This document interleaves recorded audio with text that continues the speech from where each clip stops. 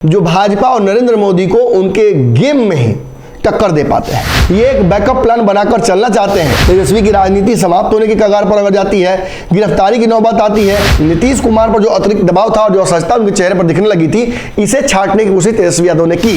ये कोई पावर की लड़ाई नहीं है, दरअसल ये अपना सिक्का जमाए रखने की लड़ाई है। विपक्ष के सबसे बड़े नेता के तौर पर राहुल गांधी ने एक बयान दिया, जिस बयान को इस तरीके से लिया गया जैसा इस देश में कभी किसी बयान को नहीं लिया गया।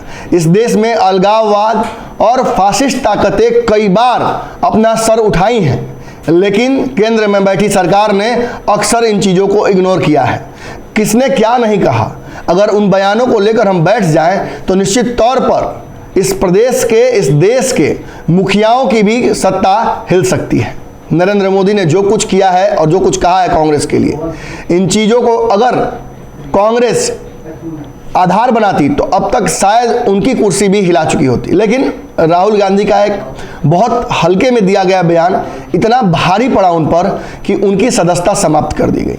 हालांकि मुख्य बात यह नहीं है कि भाजपा ने एक विद्वेषपूर्ण भावना के तहत कार्रवाई करवाई और एक बहुत छोटे मुद्दे पर राहुल गांधी की सदस्यता समाप्त करें। दरअसल पूरा मामला समझिए, यहां लड़ाई कांग्रेस से नहीं है, यहां लड़ाई उन क्षेत्रीय दलों से नहीं है जो भाजपा के साथ कभी चले जाती हैं और कभी भाजपा से नेगोशिएट करते करते उनके दुश्मन बन जाती हैं। दरअसल ये पूरी लड़ाई भाजपा को केंद्र से हटाने की है।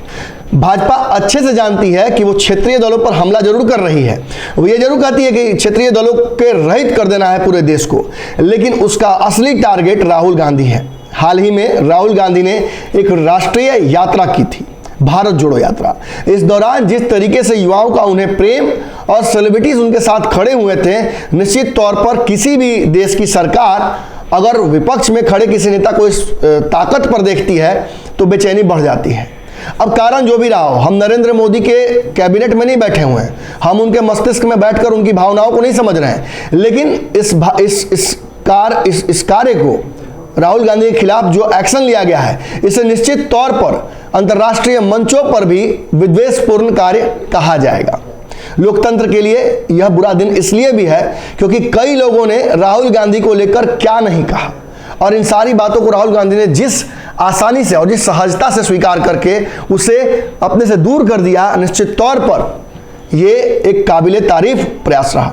लेकिन जिस तरीके से राहुल गांधी की सदस्यता समाप्त करने के पीछे एक बड़ी साजिश और रणनीति की महक आती है, ये स्पष्ट हो जाता है कि केंद्र में बैठी हुई सरकार या तो तानाशाह की तरफ बढ़ चुकी है या विपक्ष में किसी दल को, किसी भी छोटे दल को भाजपा से लड़ने की हिम्मत नहीं है। अब ये नई वानगी क्या है ये बताते हैं। देखिए, क्षेत्रीय दलों की मजबूरी है कि उन्हें अपने राज्य को बचाना है, और राज्य में अगर उन्हें भाजपा के अंडर काम नहीं करना है तो उन्हें स्वतंत्र सरकार बनानी पड़ेगी। दिल्ली हो, उत्तर प्रदेश हो, महाराष्ट्र हो, झारखंड हो या फिर बंगाल, इन सारे राज्यों में भाजपा को कड़ी चुनौती महसूस करनी पड़ती है।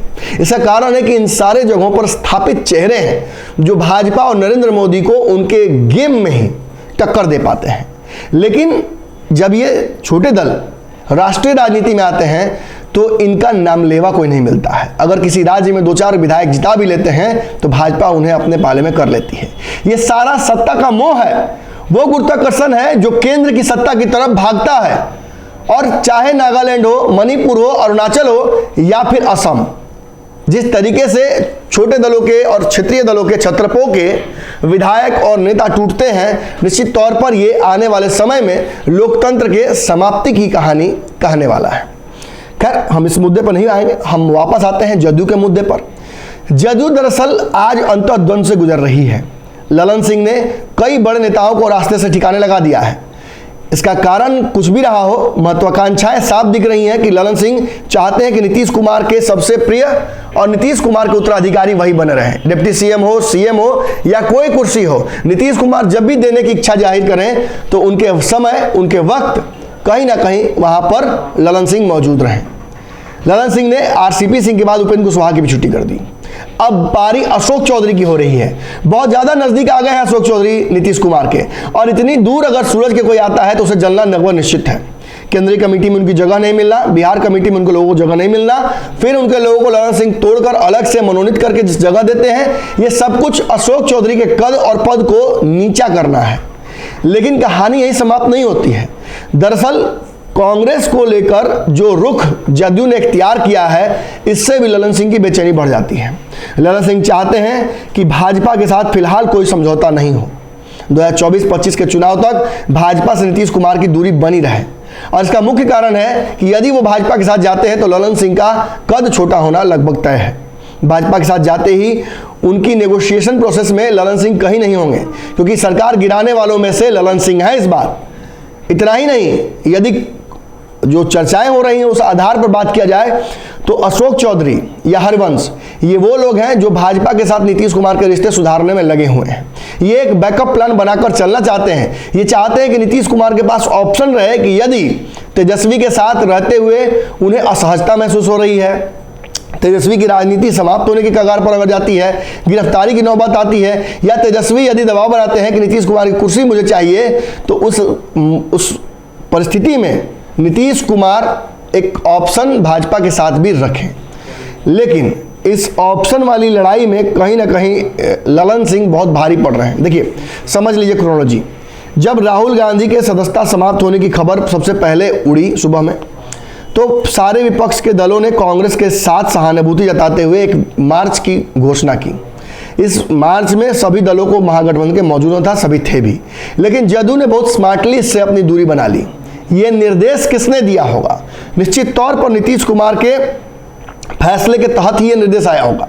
इसके अलावा राहुल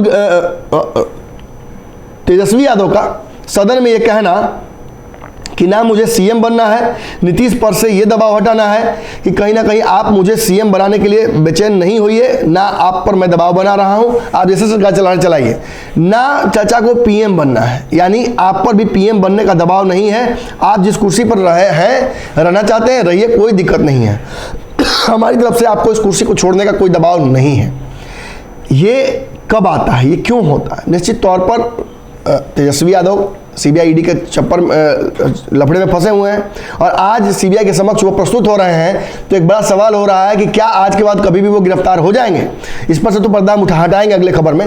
लेकिन फिलहाल ये आपको बता दें कि कहीं ना कहीं इसके माध्यम से नीतीश कुमार पर जो अतिरिक्त दबाव था और जो असहजता उनके चेहरे पर दिखने लगी थी, इसे छांटने की कोशिश तेजस्वी यादव ने की। और ललन सिंह ने पार्टी लाइन से अलग जाकर तेजस्वी यादव को सीबीआई और ईडी मामले में सपोर्ट करने की कोशिश फेसबुक पर की।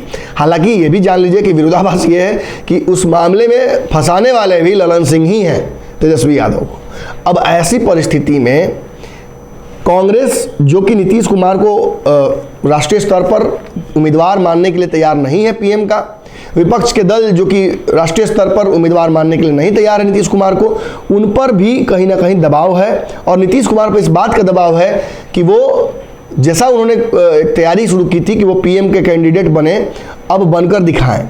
हालांकि तैयारी के लिए समय बहुत कम बचा है और अब तक विपक्ष के दलों का जो बेरुखी दिखाई है नीतीश कुमार के प्रति, इससे ये स्पष्ट होता है कि रास्ता बच नहीं रहा है नीतीश कुमार के लिए आगे बढ़ने का। तो कहीं ना कहीं यहाँ एक डेड एंड नजर आता है जिसमें नीतीश कुमार फंसते हैं। और ऐसी स्थिति में कांग्रेस से दूरी बनाकर नीतीश कुमार कांग्रेस को एहसास करा रहे हैं कि ठीक है, यदि आप विपक्ष को एकजुट नहीं करना चाहते हैं तो ठीक है, कोई बात नहीं, आप झेलिए। कहीं ना कहीं भाजपा के साथ रास्ता बनाकर रखना भी हरिवंश और अशोक चौधरी के माध्यम से नीतीश कुमार की स्ट्रैटेजी का हिस्सा है। और कल तक जो लड़ाई लग रही थी कि ललन सिंह और अशोक चौधरी के बीच में है, वह पूरी तरीके से नीतीश और ललन के बीच नजर आ रही है। ये कोई सीधी लड़ाई नहीं है, ये कोई पावर की लड़ाई नहीं है। दरअसल ये अपना सिक्का जमाए रखने की लड़ाई है। राष्ट्रीय अध्यक्ष के तौर पर ललन सिंह निरंकुश हो सकते हैं, इसीलिए उपाध्यक्ष के तौर पर मंगनी लाल मंडल का नाम उन्होंने दिया था, हमने आपको पहले ही बताया था।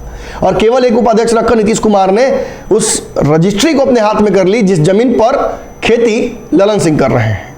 और कल जब जदयू ने यह फैसला लिया कि राहुल गांधी के जो साथ जो हो रहा है उस पर पार्टी मार्च में नहीं शामिल होगी, उसके बाद खबर सामने आई कि दरअसल आनन फानन में पार्टी का स्टैंड गड़बड़ाता हुआ देखकर और महागठबंधन में सिक्का कमजोर होता हुआ देखकर और नीतीश कुमार का मन बदलता हुआ देखकर ललन सिंह ने निर्देशित किया उमेश कुशवाहा को कि वो प्रेस विज्ञप्ति जारी करके राहुल गांधी के सपोर्ट में और संवैधानिक संस्थाओं का दुरुपयोग करने के तौर पर भाजपा की खिंचाई करें। उसके बाद फिर ललन सिंह ने भी बयान दिया और ललन सिंह ने कहा कि इस लोकतंत्र को देश के कमजोर करने की कोशिश भाजपा कर रही है और राहुल गांधी के खिलाफ जो एक्शन लिया गया है ये कहीं ना कहीं विद्वेषपूर्ण लगता है। इतना ही नहीं, बहुत सारी चीजें उन्होंने कही। इसका मतलब क्या निकलता है? देखिए, दरअसल बयान अपनी जगह है, मतलब अपनी जगह है। जब नीतीश कुमार ने स्पष्ट कर दिया कि राहुल गांधी और तेजस्वी यादव को डिफेंड नहीं करेगी पार्टी लाइन से अलग हटकर, पहले तेजस्वी यादव को और फिर राहुल गांधी को ललन सिंह क्यों डिफेंड कर रहे हैं? चलिए, इस सवाल के साथ ही आपको छोड़ के जाते हैं। अक्सर जरूरी नहीं कि हर बात का जवाब मैं ही दूं। उम्मीद करता हूं कमेंट बॉक्स में आकर आप जवाब दीजिएगा मेरे इस सवाल का। अगर ये वीडियो पसंद आई और वह बिहार के राजनीति और बिहारियत से सरोकार रखेनी तो सब्सक्राइब बटन दबा के चैनल के सब्सक्राइब कर ली। ओजे एगो घंटी बा, ओकरा बटन दबा देला से कुल सटीक और मारक खबर रुआ मुफ्त में मिल जाई। अगर रुआ पत्रकारिता के हमनी के नया प्रयोग में सहयोग कर चाहतानी तो ज्वाइन बटन दबा दी। पेटीएम नंबर नोट कर ली 9386816700। धन्यवाद।